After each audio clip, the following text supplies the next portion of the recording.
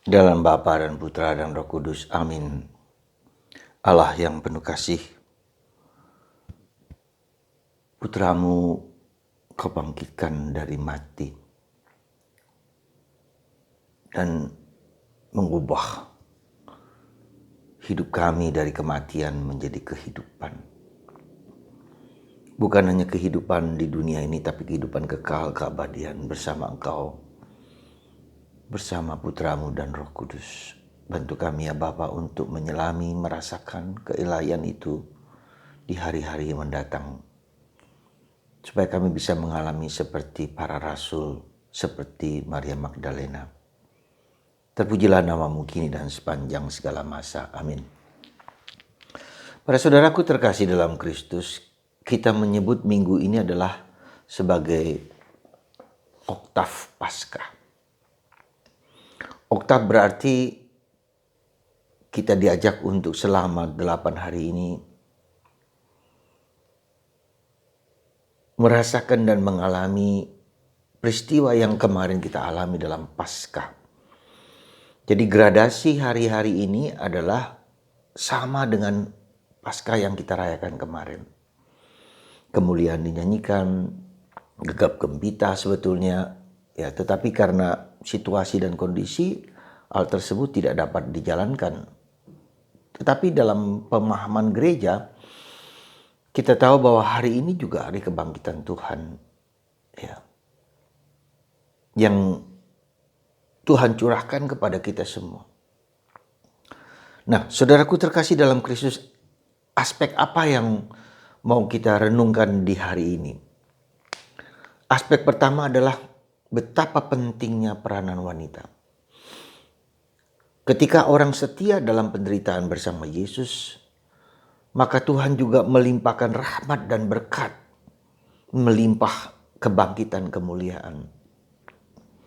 Mengubah cara pandang Maria Magdalena yang begitu mencintai Yesus sehingga pagi-pagi buta dia pergi ke makam bersama wanita lain untuk mengurapi tubuhnya dengan rempah-rempah.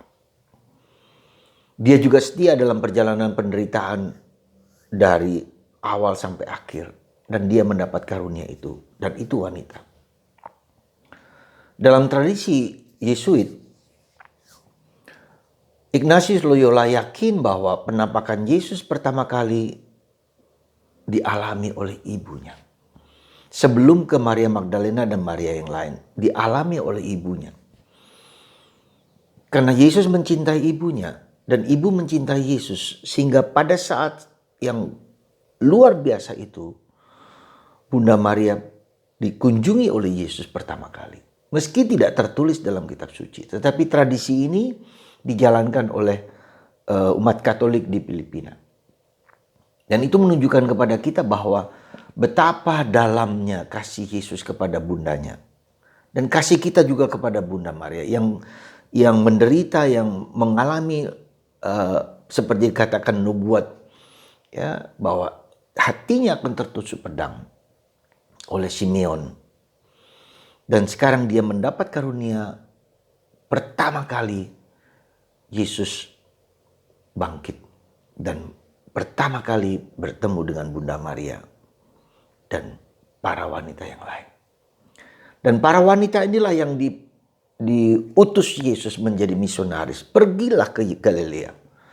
Katakan kepada saudara-saudaraku bahwa aku bangkit, bahwa aku hidup. Tidak mati seperti yang digambarkan oleh mindset dan pemikiran orang. Dan itulah yang harus kita sadari, bahwa betapa pentingnya bagi gereja Katolik peranan wanita. Meski mereka tidak perlu jadi imam, tetapi karya kerasulan mereka yang pertama-tama. Ya, baru kemudian para rasul yang lain.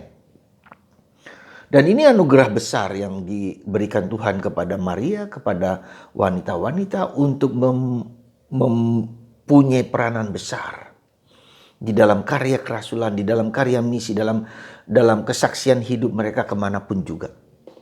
Ya, jadi Anda para wanita sekali lagi diberi tempat yang sangat spesial oleh Yesus, yaitu diberi kebangkitan, pengalaman kebangkitan. Dan itu menjadi nyata karena para wanita pada umumnya orang yang setia, orang yang tekun, orang yang rajin, ya, mengatasi ruang dan waktu, tidak takut terhadap apapun. Jadi dan menjadi misionaris, ya, menjadi pewarta kabar gembira yang tangguh kemanapun dimanapun juga.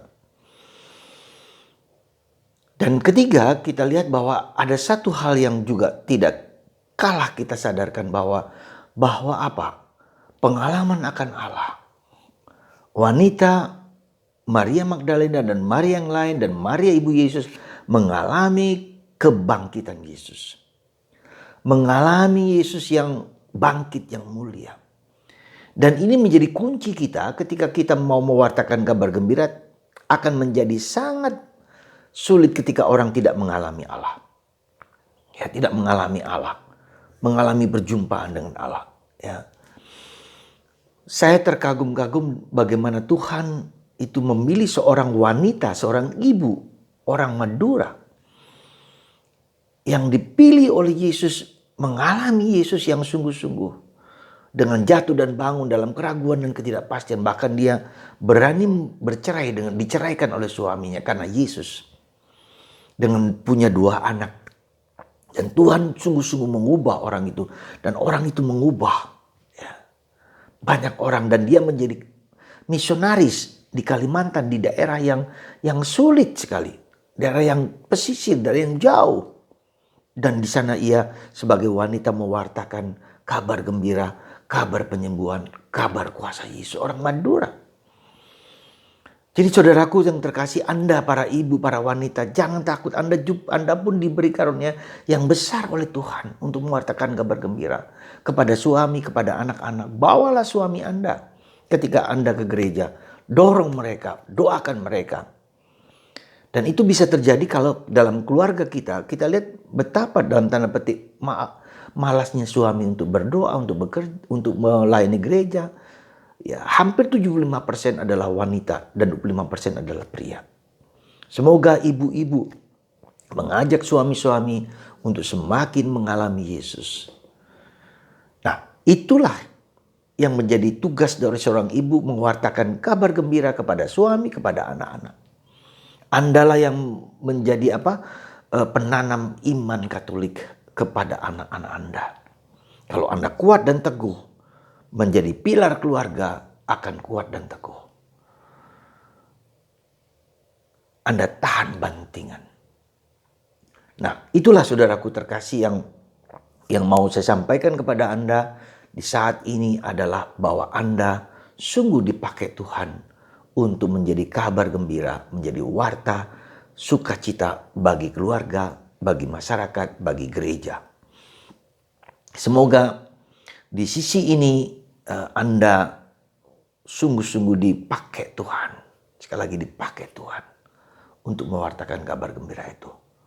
Semoga di minggu ini Anda mendoakan suami Anda bekerja mewartakan Kristus bangkit dan mulia.